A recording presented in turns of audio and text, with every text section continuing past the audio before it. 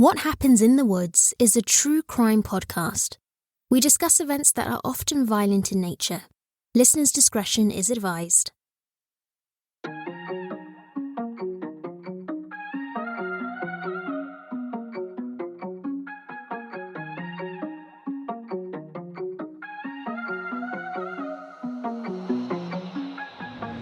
The Pacific Northwest has a long history of criminals and unusual crimes. Devious deeds are easily hidden within the dense forests, and those sins may never be told. Our opening case for Season 5 still causes a stir, even almost 100 years after the convicted killer was sent to the gallows at Walla Walla State Penitentiary. Along the shoreline of one of the most popular parks in Seattle, a young woman lost her life in a horrible way. Was this the work of a fiend? A tall, burly man who seemed suspect? Or was it someone close to the victim? Someone who had a terrible secret that they couldn't risk getting out?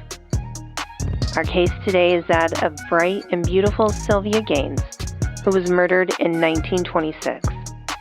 It was a sensational story then, and the time that has passed has not dulled that one bit. This is True Crime Podcast, What Happens in the Woods, with your hosts, Jess and Bryce.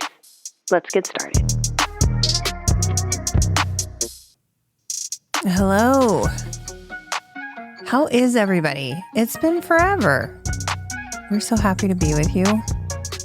Welcome to Season 5, officially in Season 5 of the podcast. It's absolutely crazy to say that to me.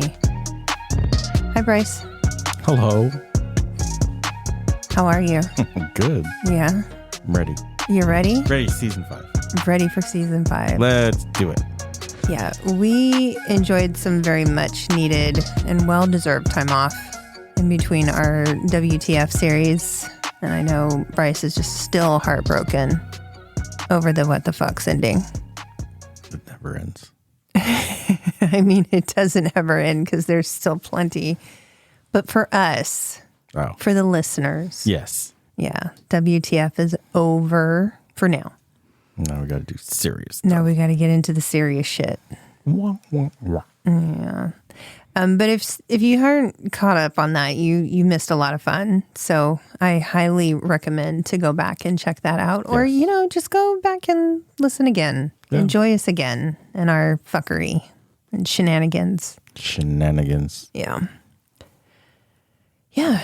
So we had a lot of time off. We're ready to get into the 10 episodes for this season. So long. It is. Yeah. Yeah. Which will take us right into when? When does that end? September? What end? The season. The season ends in September? I don't. Is that? No. Of what, 2023? You think we're prolonging it that much? October? One episode a month? Yeah. No, the end of the season, I don't know. Okay. I mean, I have it. I can look on a calendar. No. Do you need me to do that right now? No, I'm just saying it'll lead us into the Pacific Northwest True Crime Fest. Oh, well, I mean, we'll only be a couple episodes in by the time that comes. Only maybe 4 episodes? Halfway through? Not even quite? Not even. I guess so. Yeah. Yeah. So, I mean, we're leading into it. It's coming. Yeah. It's coming and I feel unprepared. I'm not as excited as I think I should be. I don't know. How do you prepare something like this? That's the thing. It's never been done before. Here, like, this is new. This is the first year. The first one. And I've never done anything of the sort before. But, I mean, we figured out a podcast, so I guess I can figure that out, too. I don't know. We'll see. I'm just getting more and more anxious. I know I've beaten this to death, but I am so anxious about getting up on a stage and looking out to see either faces or no faces. Either one is terrifying. Yeah, either option just terrifies me. Yeah. Yeah. But I guess if I have to pick an option, it would be a full audience, of course. Yeah. Or, a good gathering. So, yeah, the maximum amount of people can see you throw up. That's cool. I am not going to throw up, sir. Do not wish that on me. This isn't pitch perfect. Oh, my God. Wouldn't that be horrible just to throw up on everybody? Projectile. Like, oh, my God. Why did you do that? Why did you put that in my head? It's a funny scene. I hate you. Yeah, that's funny to her, not to me. Yeah. That's not funny for me. That set the whole tone for the movie. Right. But I don't have a whole movie. Awesome movie. I don't have a whole movie to go through. I think we've got an hour, right? We've got an hour of time. I had to look back. I can look. God, we're so unprepared right now. I don't even know what's happening. Are we doing a podcast? Are we not? I didn't know that's what we were talking about. Well, I mean, you should have. It's not on my sheet. Okay, you brought it up, though. Okay. You brought it up. I don't know. For info, ladies and gentlemen, we are... Yeah, it's 12:45 to 1:45, so an hour. Yeah, I figured it was an hour. I don't know how much more I could do than an hour. I think that's just... Yeah, but they only wanted a half hour. Much. Okay, so this takes us to the end of the year this season. Okay. Our last episode will actually be on December 30th. Oh. Yeah, and that does include a bonus. I have a bonus. That we'll do. WTFs I have scheduled to premiere on February 1st. Better not interfere with the Super Bowl. I will make no promises for that. Yeah, so what'd you do with your time off? Got new equipment? Yes. Tell everybody the story. Tell everybody how this came about. They launched a new Roadcaster, so I had to get it. Uh-huh. Yeah. Yeah, I had to get it. Had to have it. I had to. Right. They twisted my arm, so we got a new recording equipment. Mm-hmm. It does so much. And how long did we have this in the house before you made me aware that we had it? 2 weeks. Mm-hmm. It wasn't like I was hiding it. I actually put the box up. Yeah, I thought that was the old box. Yeah. I don't know. This is not my job. I don't pay attention to the tech. Yeah. I'm You're not just supposed the talent. to. I know. Yeah, You're exactly. the talent. I'm not the tech. I'm not the behind the scenes. But if anyone from Rode is listening, yes, we have all your products. So. I mean, is there something we don't have? Their headphones. Oh, okay. I guess that's next. That's next. Yeah. I'll wait for a little bit. But if anyone from Rode is listening, I wouldn't mind a pair of NTH 100s. So. Yeah, make that 2. We'll take 2, please. Okay. Yeah. But, I guess the new equipment is nice. It's nice. It's going to make some stuff for me easier. Yes. It'll make Zoom calls easier, like when we do our series with Elise and hopefully the ladies from Crimes and Closets. Oh, well, I guess I can. I mean, there's no date for recording yet, but our Halloween episode, I'm sure, is a go. I was in contact with them briefly, but yeah, we'll hammer out some details. But I mean, we had to do the 3rd annual. Yeah, it is a tradition now. Yeah, it is. Yeah, and we've missed talking with them. Yes. Yeah, every once in a while we'll chat back and forth, and they always will say something like, just like our friends say, stay out of the woods. And I know, I hear it. I don't always like point it out and be like, I caught it this week. But yeah they always kind of mention that. And yeah. Hello, ladies. I know you're listening. Yes, I know they are. Hi, Beth and Christy, our besties, our podcast besties. Podcast besties. Yeah. Yeah. But we've listened to some other podcasts, and we're in contact with some others. In fact, there will be some promos of other podcasts that we know. So hope you guys check out all of those. They'll be in our midsection of on the break, I guess you would call it. Yeah. Yeah. So definitely give all those people a listen. So yeah, you got new equipment, and I got COVID. Yes. That was my fun break. It was like your good 10 days of COVID. God, that was horrible. I never want that shit again. I don't know how I didn't get it. I don't know how you didn't get it. I really don't. And I mean, I'm glad that you didn't, but it was during a heat wave here. Yeah. It was like close to 97, I think it was. Yeah, like the hottest days. Yeah, it was it was like 100. Yeah, of all the days, like the week to get COVID was during the week of a heat wave, an intense heat wave up here. It was horrible. But, I mean, survived, so it was just the body aches were so... people say you don't remember what labor feels like, and I've been through labor without any pain medication, and I remember what that feels like. And these were like early stages of labor achiness throughout my body. Oh. It was close. I couldn't tell you.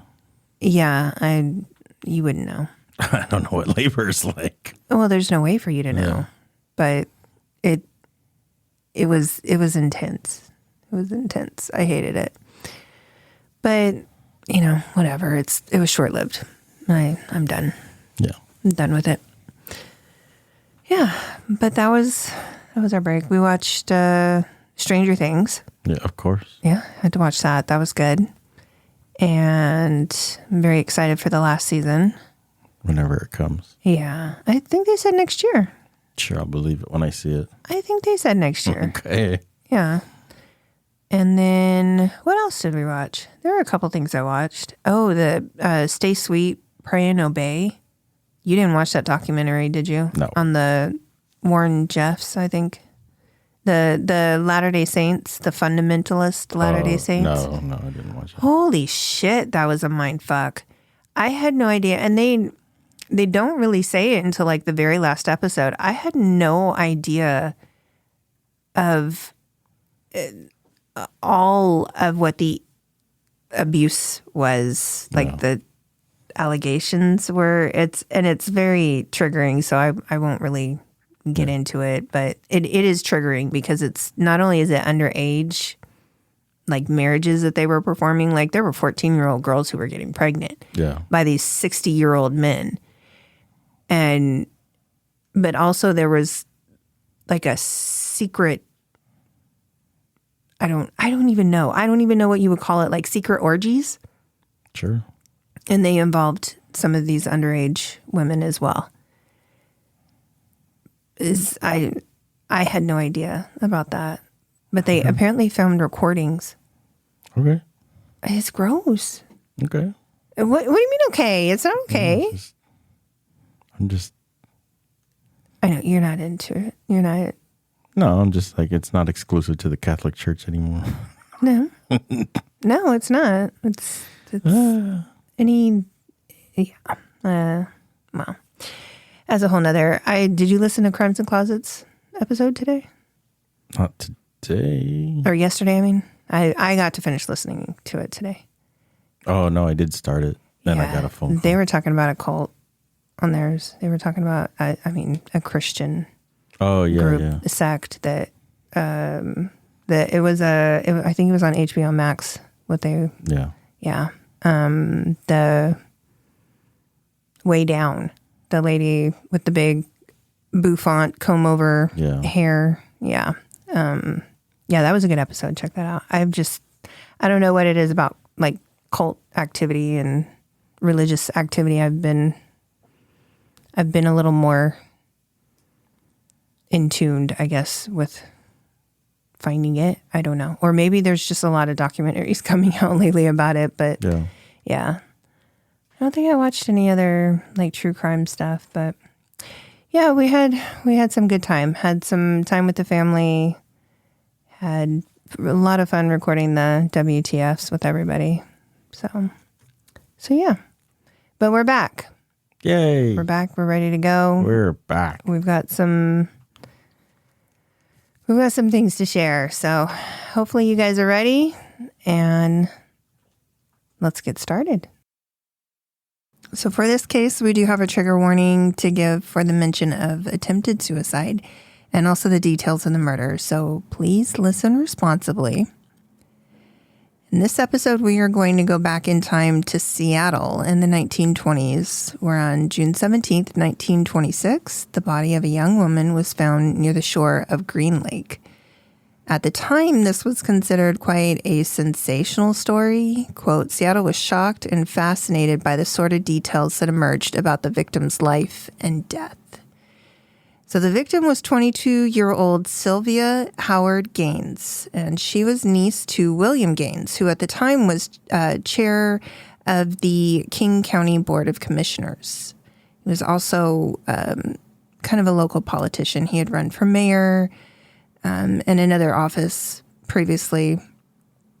And so he was a pretty well-known figure in Seattle at the time. Before we get into the crime, we'll talk a little bit about Sylvia. So Sylvia Gaines was born in 1904 in Nantucket, Massachusetts. Her parents separated when she was only 5 years old in 1909, and her father, Wallace Gaines, who went by Bob for some reason, moved to Washington to start a new life. It is possible that Bob and Sylvia Angelia had a son as well, as there is a record of a boy who was born to Sylvia Angelia. So not to be confused, that's the mom, not to be confused with Sylvia, who was the victim. I don't really know why people name, I don't know. I guess it works for males and they're, they do that and they're juniors. So if it's William Jr. Yeah. It's just weird when females do it. It catches me off guard. Let's put it that way, I guess. So Sylvia Angelia was the mom. Okay. We can just call her that, Sylvia Angelia. Yeah, I'm going to, but it just throws me off. So there is record that there was a baby boy who was born to her afterwards, and it's in 1910. So they separated in 1909. So it's quite possible that this child is also Bob's, but it's not confirmed. And later on, the child's last name was changed to Maynard when she remarried in 1915. So there's really not any way to confirm if that is actually Bob's natural child. I'm not exactly sure what Bob did for work during this time, but I do know that he was a World War I veteran, and we also know that he remarried sometime after relocating to Washington State to a woman named Elizabeth Lewis. So Sylvia was raised in South Linfield, Massachusetts by her mother, Sylvia Angelia Clark, and her grandmother, Julia Clark, until 1915 when the elder Sylvia remarried. And I don't have any other information about her childhood other than she had no contact with her father at all. And she seemed to have a very bright future ahead of her. She was graduated high school with honors, and she actually made it to Smith College and graduated from there in 1925, which is a women's college back east. So it was after that she decided to make the trip to Seattle to visit her dad. Somehow she found out where he was and decided to kind of show up unannounced. Oh. So she arrived to stay in the Gaines home, which had one bedroom. It was a very small home. And there were reports from neighbors that stated that the three people in the house argued constantly. There are a lot of reports that Bob had a problem with alcoholism. And it was, during this time, this was prohibition. So he was drinking whatever he could get his hands on, moonshine, distilled alcohol. People really, if they had a need for it, they'd find it. Yeah. Prohibition didn't stop anything. It was speculated that he did this to kind of help with what they call shell shock. So that's kind of a term that they would use back then that would describe PTSD. Yeah. He was a decorated soldier, so he had been wounded while serving, but he just kind of seemed to struggle after recovering from his wounds and coming home. So we know that his life, his family life at best, was volatile. And again, he really wasn't working. There is a report that he had listed his profession as a miner, but, I don't know that there were too many mines in Seattle. that he could have worked at. So I'm not sure during this time what he did for work. If that was previously back east after he came back from World War I, not really sure. So Bob and Elizabeth are probably, struggling. And because Bob is not really working, then you add Sylvia to the mix. So probably, just high tension, very, very high stress situation. Yeah. Not to mention Sylvia is, an adult child that he really doesn't know, never had a whole lot of contact with, and hadn't seen her since she was 5 years old. I'm not sure if Elizabeth even knew of Sylvia's existence before she showed up. There were also some incidents that really question what kind of relationship Sylvia had with Bob. And here's where I'm going to, again, caution everybody. The details are a little uncomfortable. What is suspected and seems to be confirmed as we get more into this information is that Bob and Sylvia started having somewhat of an incestuous relationship. Gross. Yeah. Kind of from the start after she arrived in Seattle. There are police reports that Bob and Sylvia were parked in Woodland Park, which at the time was an area kind of considered like a lover's lane. Yeah. And this was just 4 months prior to her death. So, fairly close to that time. It was described by the police officer as a compromising position. Yeah. Yeah. The officer claims that as he approached the car, which was a brown Buick Roadster registered to Bob, he heard rustling noises and that he kind of saw a female shuffle to the side and gather herself. Bob and Sylvia were then taken down to the local police station and held until it could be proven that Bob was Sylvia's father and that she was not, an underage girl or like somebody he had picked up off the street. Yeah. And that they also could prove, nothing was going on that was, shouldn't have been going on. So they were released. And there is also a report that Bob, Elizabeth, and Sylvia were checked into a hotel for reasons unknown a few months prior to the police incident. And so while all three were registered to 2 connecting rooms, Elizabeth never stayed at the hotel. At one point, a housekeeper entered the rooms, came upon one of the rooms completely empty, and in the other, caught Bob and Sylvia in the same bed in some sort of stage of being undressed. So, not clothed, but maybe in PJs, maybe in underwear. It just said a state of undressed. So that's not the best. No. Yeah. Just days after that, Elizabeth attempted suicide with a shotgun at the couple's home, so Bob's wife. She was not successful in the attempt, but she did harm herself. It is said that after that, she stayed in the bedroom at their home while Bob and Sylvia shared the couch. Shortly after that, Elizabeth went down to California to visit with family and to recover. And there are rumors about why exactly she tried to, commit suicide. Of course, the relationship with Bob and Sylvia is the main one, but there are also other possible explanations of this in regards to statements that Elizabeth would make later on to the news outlets and other records. And let me just say, while this could have been true, and who knows, after so many years, the information comes from a lot of witness accounts. There is a lot of speculation on what the relationship was between the two of them. And there's, if you are going by witness statements, yes, that could prove it. But that's all there is. It's kind of hearsay. There's no real hard proof that what their relationship was anything other than, father and daughter, that there was any, I don't know. It doesn't seem like their father-daughter. Well, but that's witness statements. So who's to say? Maybe the housekeeper walked in and how many times have people walked in and are like, in compromising situations? Well, if he was drunk and he was passed out in the bed, maybe she was helping him. Maybe he was sick and she was helping him go to bed. Sure. I don't know. Let me do this undressed. Well, but they were in some sort of stage of undressed. Not that they were nude. Okay. I'm just saying there are always 2 sides to every story. There's 3 sides to every story. Mm-hmm. Okay. Mm-hmm. I'm not going. In my opinion, this is speculation. He may have just been a creepy guy. He may have had trauma from the war. He may have had a lot of things, and maybe she was just naive, and maybe they didn't have anything incestuous going on. Then again, maybe they did. What do I know? I'll go with the first answer there. Creepy guy.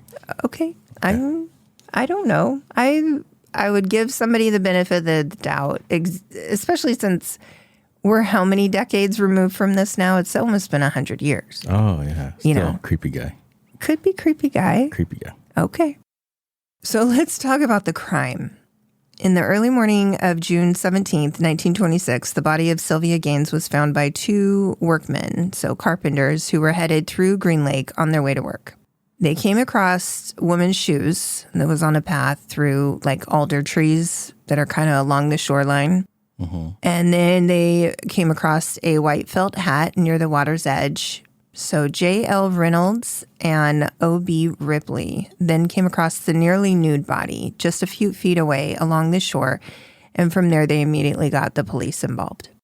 It was initially suspected the young woman, at that point unidentified, had been the victim of a sexual assault due to the positioning of her body. And then she had been murdered.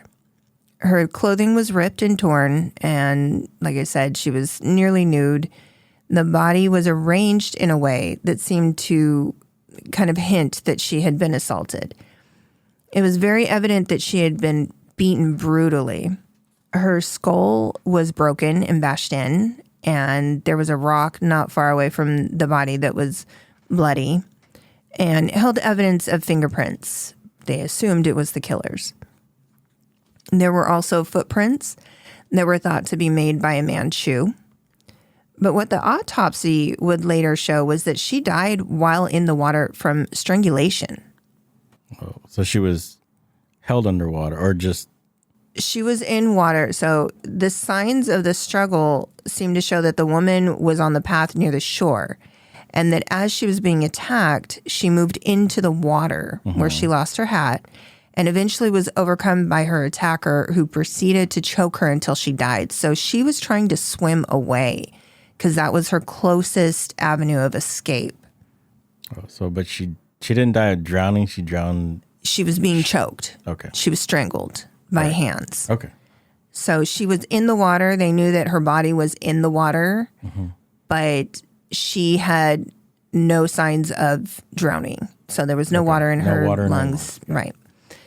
But she definitely, there was evidence of choking. And then they did find that she was dragged out of the water after she had died. She definitely died from strangulation. Okay.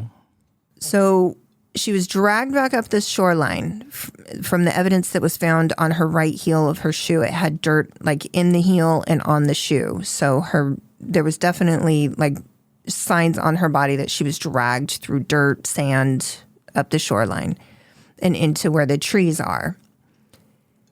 And then the killer used a large rock to bludgeon her head and jaw. So her jaw was broken as well. Oh, shit.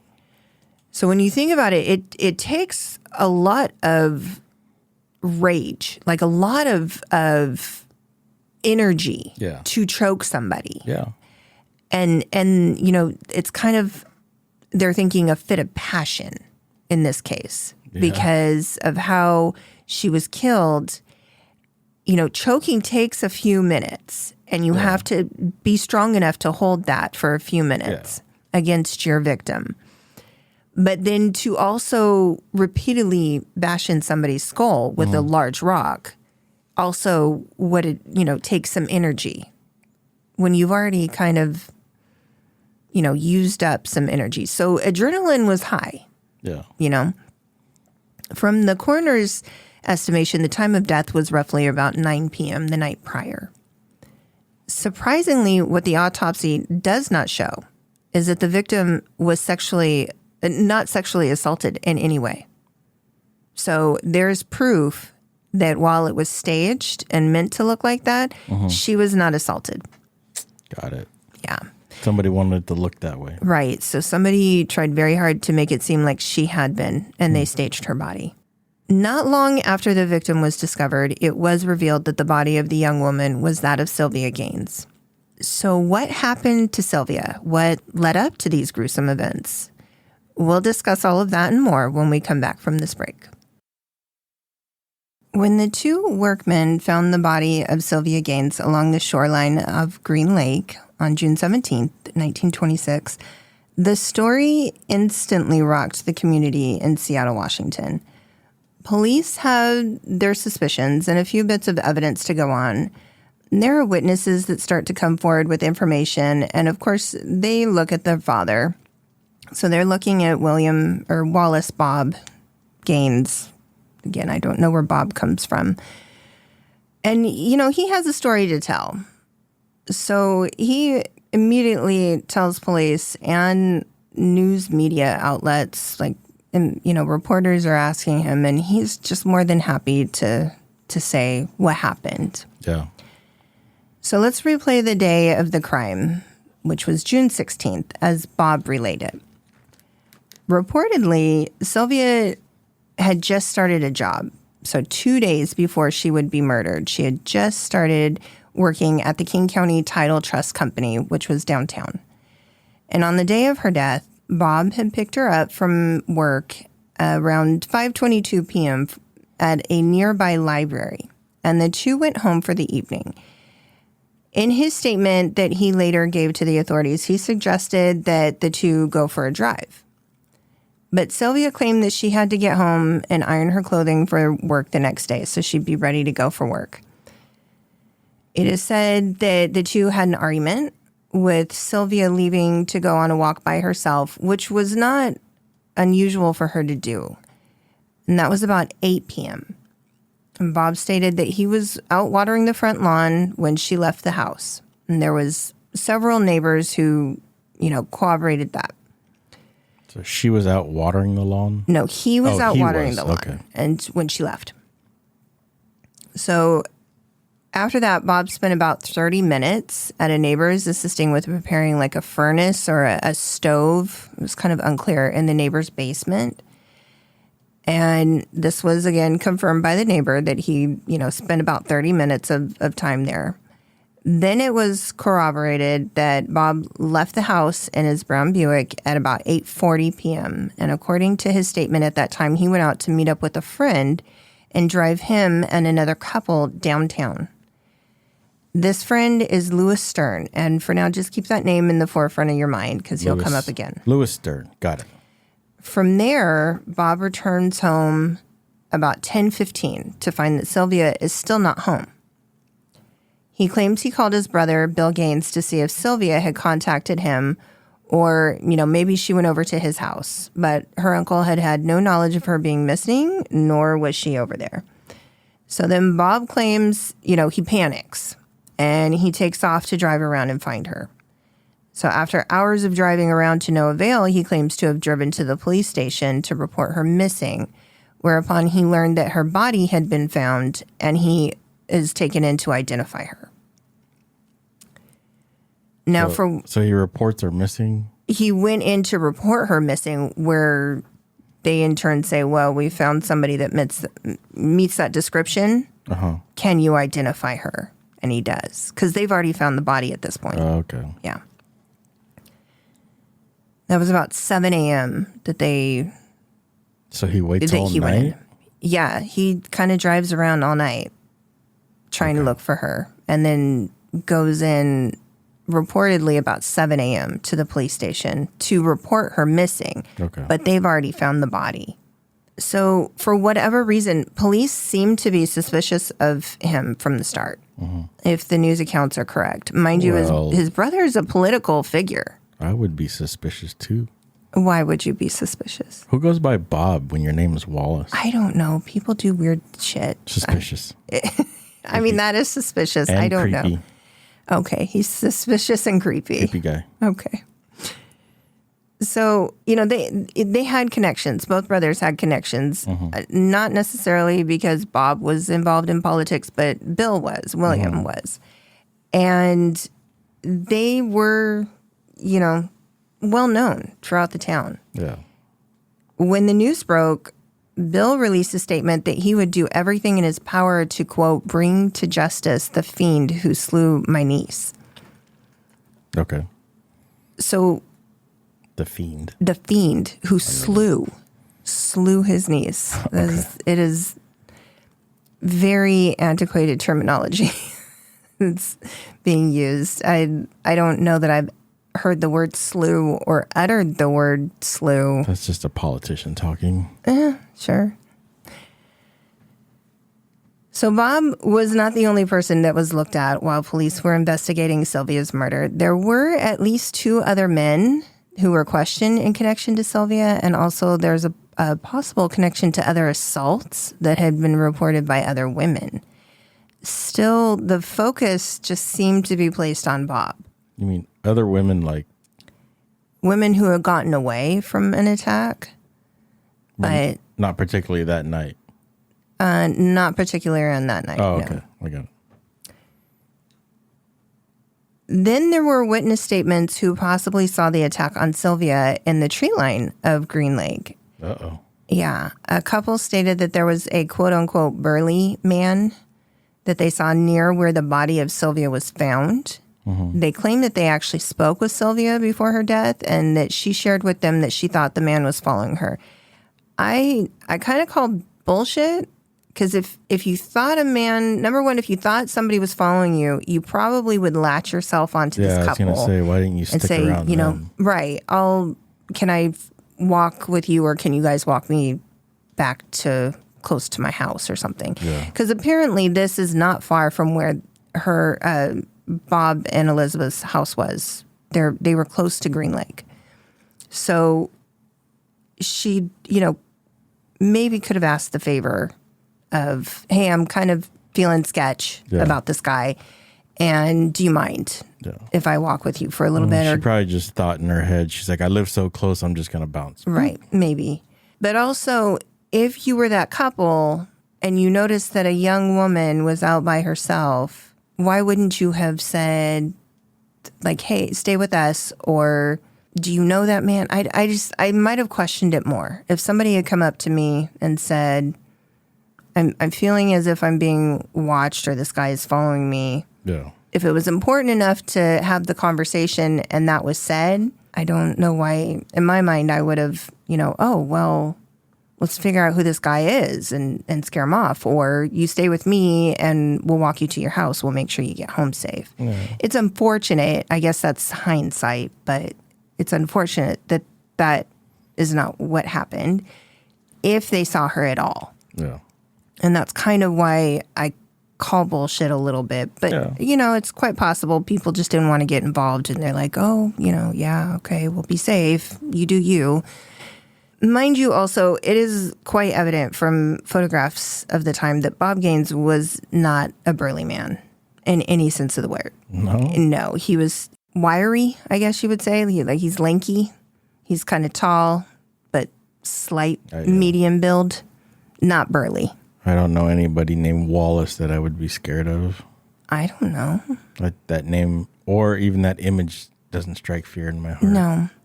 So, if that was indeed, her attacker, who they described was not Bob Gaines. Yeah. But regardless, within days, he's arrested for her murder.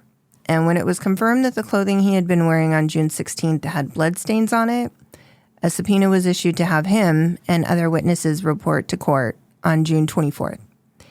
And by the 29th, there was enough evidence to request an arrest warrant to arrest Bob Gaines in the murder of his daughter, Sylvia. While awaiting the trial to begin, there was a funeral service held for Sylvia. That was on July 10th. And Bob was allowed to attend as Elizabeth was back in town. Her uncle attended. Some, family friends attended as well. It is stated that he did not shed one tear at the service, that he was very stoic.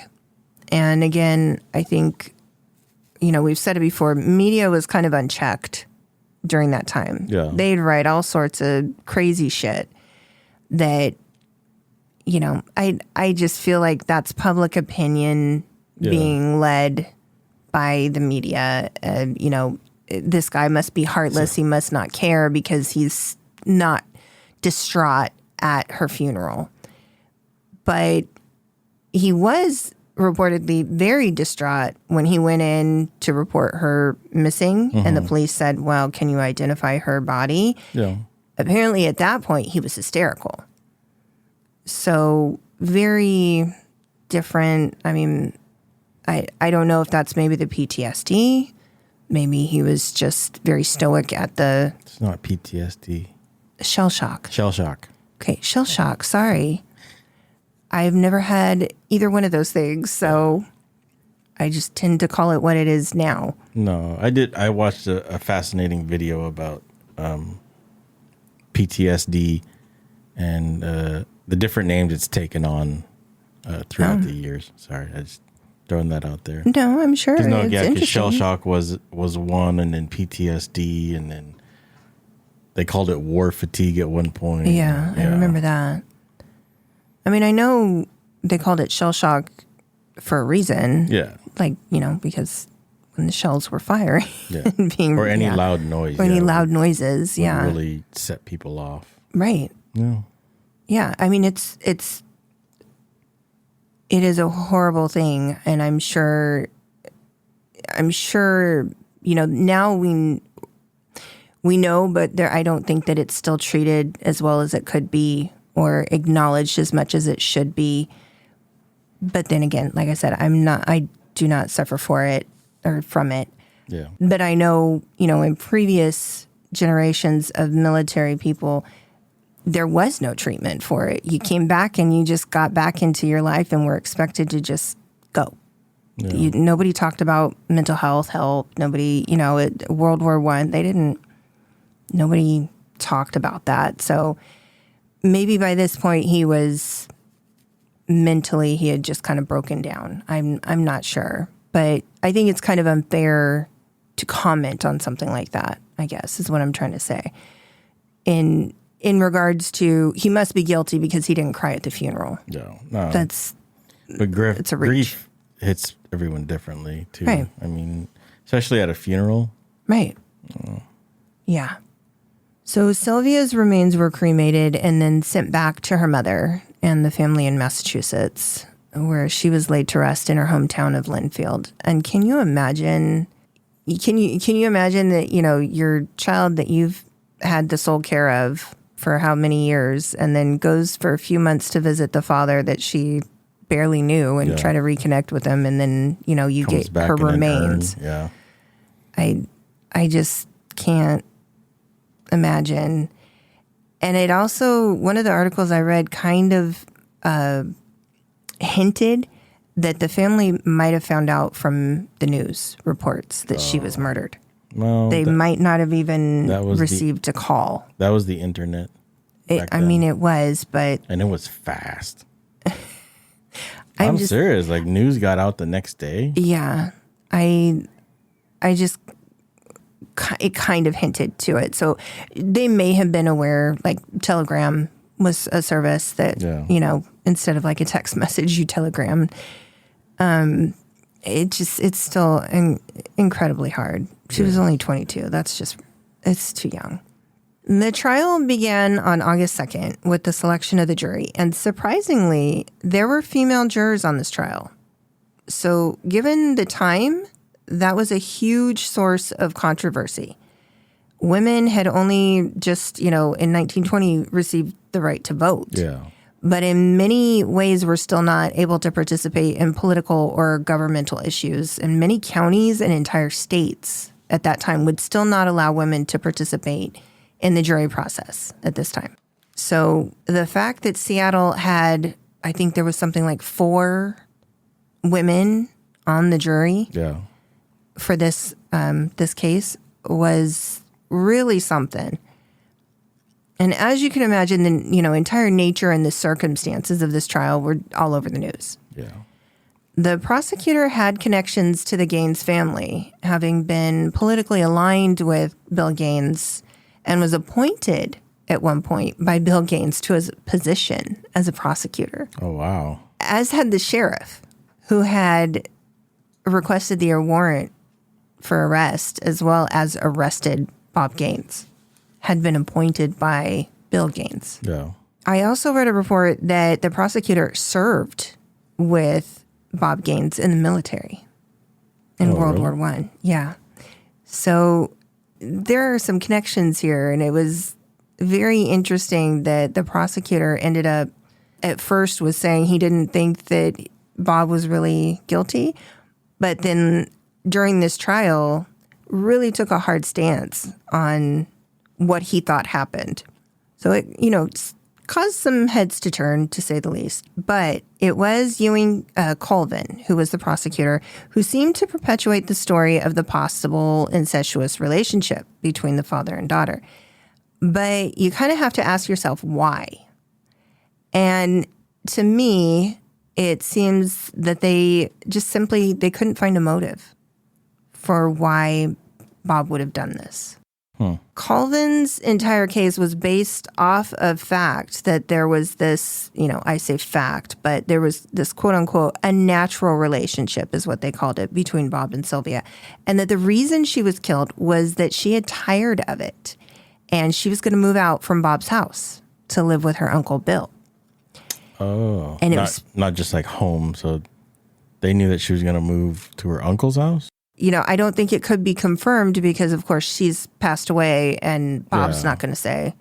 But it seemed to be that she was ready to move out. And it seemed the natural place for her to go. The assumption was it was her uncle's home. Uncle Bill? Right. So apparently in one of the reports that I read, her stuff was packed and she had made plans to go. She wasn't going to go back to her mom's, to Massachusetts, until November of that year to visit. She had already made those plans. Okay. So she was planning on staying.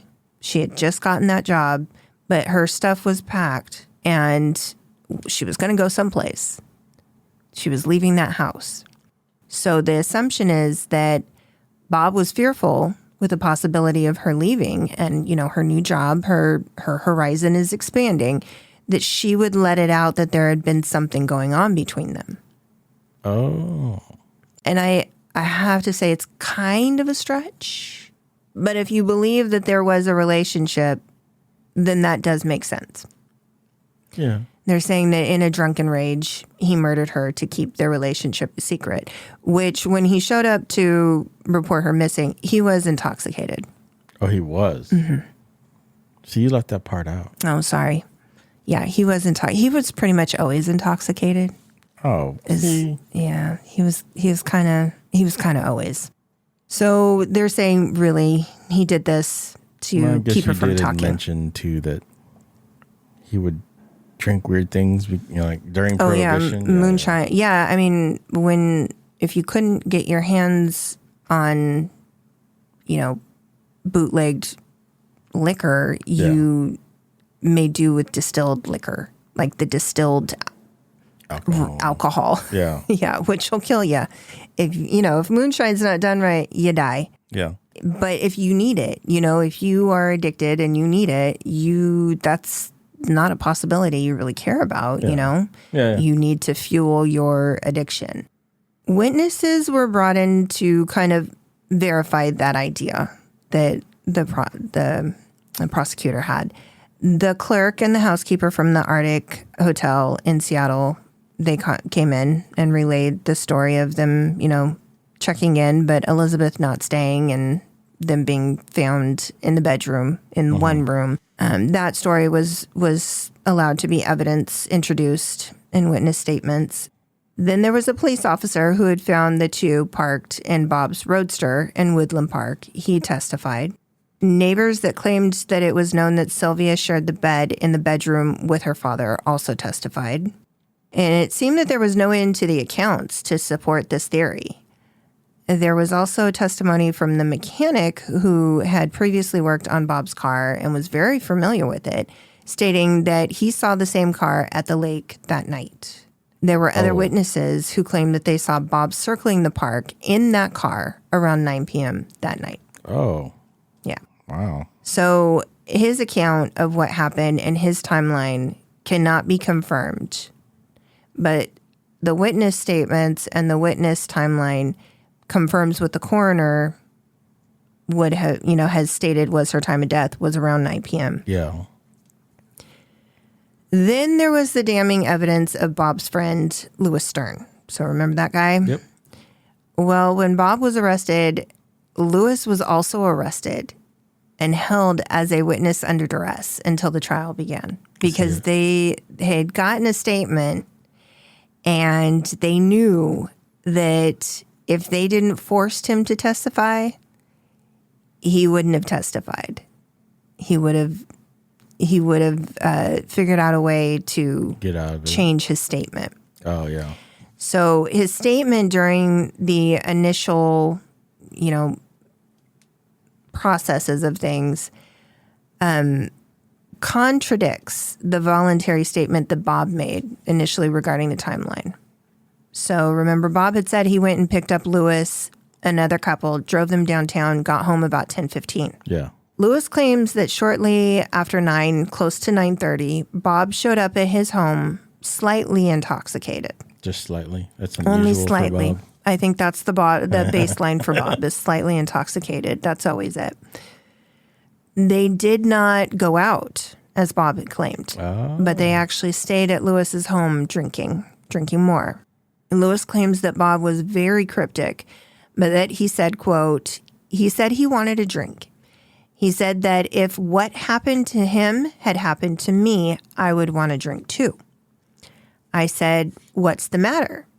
He said, you know what I've always told you, that if anyone in my house told me when I should come and go, when I should drink and how much, why, I'd kill him. I said, why? What's happened, Bob? He said, well, what's happened? And I said, what's the matter? He said, that's what's the matter. So he never comes out and he really says anything, but essentially what he's saying is... That's how you know when people are drunk. Right. Nothing makes sense. They just repeat your question. Right. Right. What's the matter? What is the matter? That's what's the matter. Yeah. And then he sat on the bed and he held his head in his hands, end quote. And this statement is taken from the court documents that I found online. But then there was the testimony of Elizabeth Gaines. Now, she had been in California this whole time. I was going to say, they brought her back or they subpoenaed her? She was back before for the funeral. So she did come back after the death. But the murder was on the 16th and the funeral was nearly a month later. So in between that time, she came home. She was there in California. Yeah. She proclaimed when she came home, her husband was innocent. Mind you, she wasn't home. She doesn't know what he was doing, but he was innocent. And when asked, she claimed that her attempt at suicide the previous November was out of desperation because of his drinking issues. She just didn't know how to handle it, and he was very volatile. He was very, could be violent, and there was a lot of arguments. The prosecutor pushed that she was jealous of Sylvia. And according to the court documents, she denied any and all suggestions that there was anything unhealthy about the relationship between the two. And she said there was no reason for her to be jealous. The reason why she wasn't at the hotel with them was because it was better for her to remove herself from the situation if he was drunk. Yeah. And she thought Sylvia could handle it and that maybe he would respond better to her. So she removed herself from the situation. So she didn't go to the hotel. I don't know why they had a hotel room in the first place, because it wasn't like they left town. They just went downtown because they were still in Seattle. Okay. There really isn't a good explanation for why they would have had a hotel room. Like, did something happen at the house? Something was broken? They had to leave? I don't know. But according to her, that's why she was not in that hotel room, was because he was so intoxicated. And she let Sylvia handle it, essentially.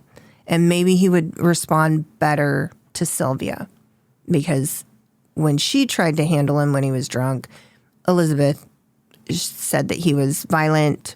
It didn't end well. And she was so frustrated that her answer was to attempt suicide. Okay.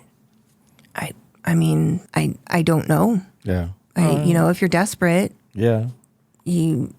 It could have gone one of two ways. Either she was desperate enough to attempt to end her life, or she's desperate enough to attempt to end his life. Yeah. So maybe she thought it would just be easier if she attempted to end hers. Yeah. Because then, if you kill somebody, there's that pesky thing called murder. Yeah. And you end up where he is. Sheesh. Yeah. If only there was. Yeah. No, Yeah. So, those are her words from the court documents. Holy shit. Yeah. And of course, throughout this whole time, Bob maintained his innocence. Of course. Wallace would never do any wrong. Wallace would never. But there were too many damaging reports, and there must have been very compelling evidence with the fingerprint on the bloodied rock. It's not given, is the thing. There's nothing about that rock and the fingerprints and who they match to that I could find. But we know that the rock was used to crush her skull, basically. And we know that there was blood found on Bob's clothing that he wore that day. On August 19th, the jury found Wallace Bob Gaines guilty of first-degree murder. And he was sentenced to death to be hanged. Wow. And he was sent to Walla Walla State Penitentiary to await the outcome. So he repeatedly, unsuccessfully, appealed to have his conviction overturned. And it went nowhere. They allowed all of the hearsay evidence of, what his neighbors said they saw in regards to the relationship with him and Sylvia. None of that got thrown out. None of the witness accounts from people who said they saw him, people that said they saw, the couple that said that they talked to Sylvia at the park. None of that was all allowed to stay. None of that was thrown out. So the appeals went nowhere that he tried to put in. So Bob was hanged on August 31st, 1928. He is the 25th person in the state of Washington since it became a state to be executed in some form. Of course, there are not hangings anymore. And we currently do not use the death penalty in the state. But at that time, he was the 25th person to be executed in the state. He maintained his innocence up into the end, and apparently his last words to one of the bailiffs was, "Hurry up and get this over with." Jeez. Yeah. That's fucking horrible. It is horrible. Because you hear about people sitting on death row in places where they do have the death penalty still. And they'll sit there for years, and appeals take a long time. And of course, I realize that the systems now are very overrun with cases. And at this point, these types of cases were not, you didn't hear about this kind of stuff every day, And not to say that murders didn't happen, but the population wasn't as high. So, ergo, there's just not as many murders happening as we have a higher population now. But their processes back in the day were quick. Yes. He's sitting there for 2 years, a little over 2 years, ran through all of his appeals, and within 2 years' time, he was, hanged to death. It's quick. Yeah. 2 years. Yeah. No, all his appeals run out. Yeah. Went through the whole thing.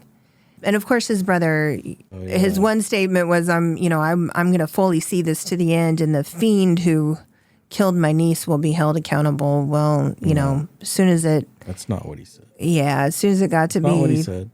Oh, it slew his niece.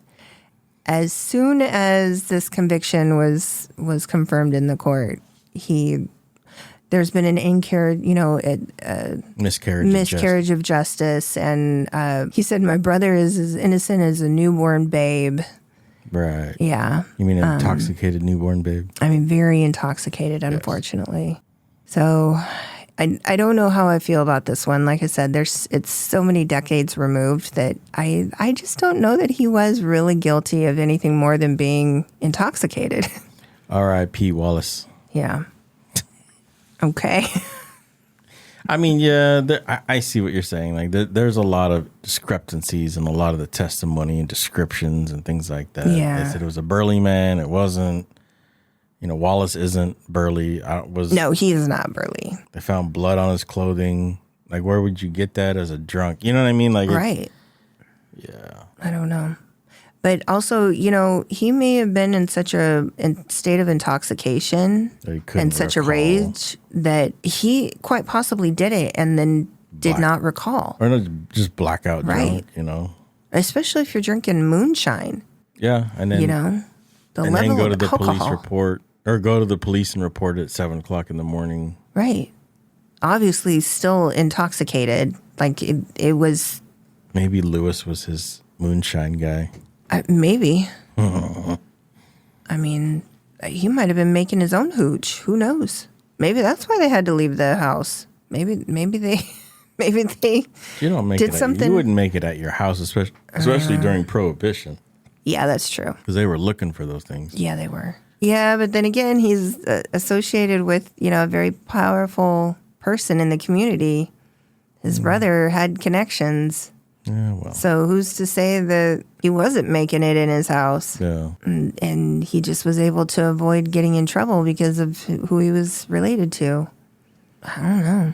A lot of what ifs here, I think. And I think that's the issue, is that there's too many what ifs. Yeah. So I don't want to say that he didn't do it because obviously I don't know. I can't 100% say either way, I guess. I'm feeling very conflicted about it. And I think a lot of other people are too. When, this gets reported on, I think there are some people who kind of sit in the middle where they could argue both sides. I don't know. I think maybe if we knew exactly what the evidence was that led to the arrest warrant, if that confirms that, her blood was on his clothing and that was his fingerprint, but that information is not confirmed. Yeah. I think that would solidify, because I can follow the evidence. I don't like to follow hearsay and witness statements. Sometimes that's infallible. Most of the time. Oh, yeah. That's infallible. Yeah. So, I mean, obviously there had to have been some evidence because a judge signed off on the warrant, but I cannot say that I know what that is, I guess. So the area by the shore where the murder of Sylvia took place at Green Lake it's a very nondescript place. It's actually a really busy park now. And when the weather is great in the summertime, like it is now, it's busy there. Yeah. And people go there not knowing what happened. So there's no plaque, there's no any commemorative anything about her life. Having met such a horrible end at that place. It was renamed Gaines Point, but there's really nothing there that would ever lead you to believe that something horrible happened there. Yeah. And like I said, it's a very popular place to go. Like around the lake is 2.8 miles, and it gets walked frequently. People go and do picnics in the park. It's a great place to just go and enjoy nature, in Seattle. And all these years later, there's really just, other than renaming it Gaines Point, it's not even Sylvia Gaines Point, it's Gaines Point. But the house, to my knowledge, is still there. The same house, the little cottage house that they had. Yeah. And the alder trees that were there in the 1920s are no longer around. They were replaced with more eco-friendly trees. Because apparently, so the alders were replaced by cottonwoods. Cottonwoods, as they drop limbs. Oh, yeah. I didn't know that. So there was a safety concern. Yeah. People would be out in the park, and then all of a sudden a tree branch would fall down and hit you, pin a kid down on the ground or something. Yeah. So they tore up those trees. It's 2 sets of trees in that area have been torn up now and replaced. So it's changed scenery a little bit since the 20s. There are a couple of accounts that the ghost of Sylvia can be seen along the shore. Really? Yeah. And there's even an EVP that was published by a group that, paranormal group. It came over their walkie-talkies. So there's no video with it either. So I, take that with a grain of salt. But while... What's the EVP? Electronic voice phenomenon. Oh, just for people that didn't know. Okay. I thought you were No, I thought you were questioning me. I was like, come on now. You know I know. No. Yes, you're right. Not everybody knows what everybody knows what you're talking about. So, yes, electronic voice phenomena is when a voice is captured on some sort of recording device or like electronic device. Yeah, and it's unexplained. So apparently this group was out there on their walkie-talkies, and they actually caught the voice of who they think is Bob. Why would he be out there? Well, I don't know. Do we want to get down the rabbit hole and I can explain my thoughts on this? Ghosts, if you believe in paranormal activity, maybe there's residual hauntings when horrific events occur in an area. Yeah. And maybe that's why he's there.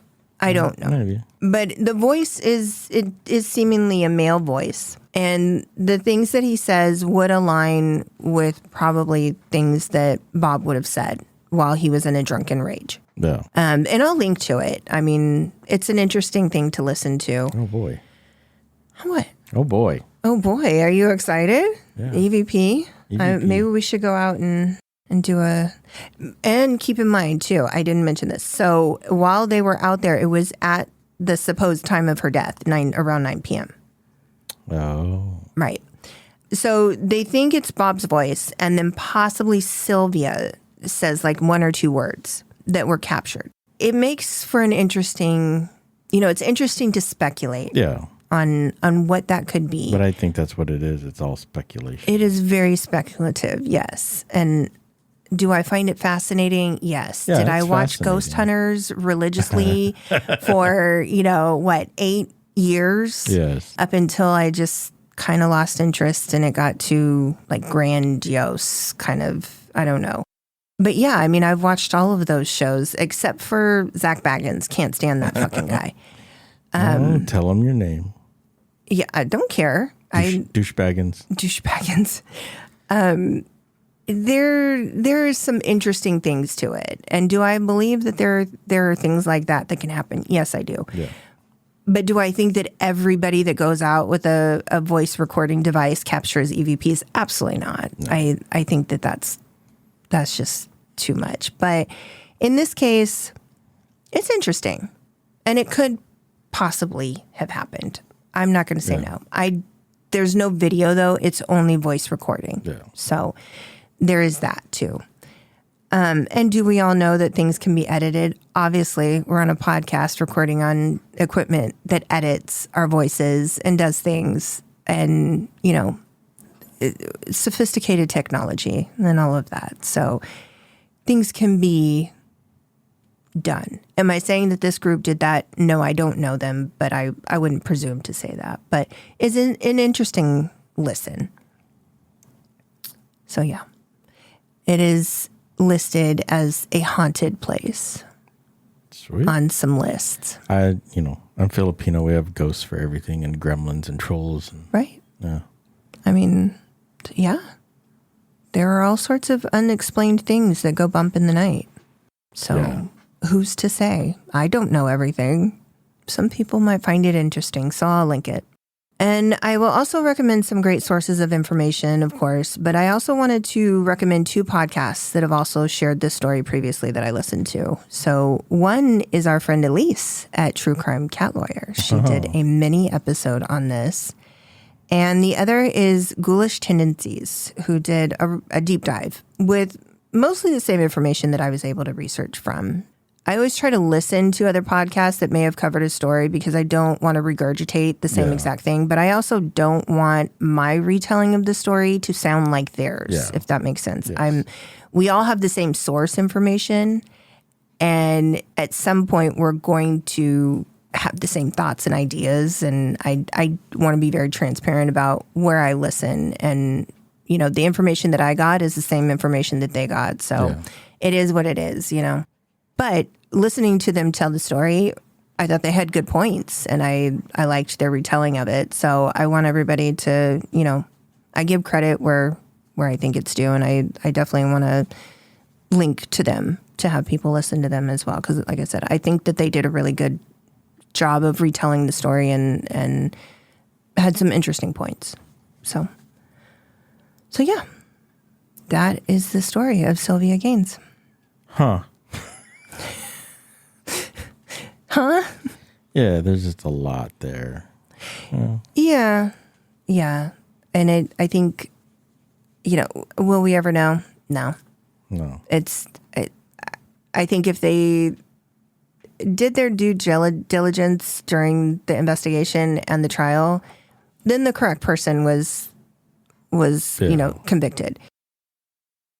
There's just a lot of witness accounts that seem to be biased towards one narrative. Yeah. And I think that's where it leads to some issues for me. But there is a lot there to unpack. I'm sorry, you did mention a podcast. Was it True Crime Cat Lawyer? Yes. Oh, you forgot to mention Winston. I'm sorry. I did forget to mention Winston. I'm sorry. I know she's your favorite. I know she's your favorite. Sorry. I did not forget you, Winston. I'm sorry. I'll do better. Better. So with that, we have ended our first episode this season. We hope you guys enjoyed it. And please let us know your thoughts on this case and connect with us on social media. And remember, be kind to one another, stay safe, and stay out of the damn woods. Stay out of the woods. It felt good to say it again. Bye, guys. Bye.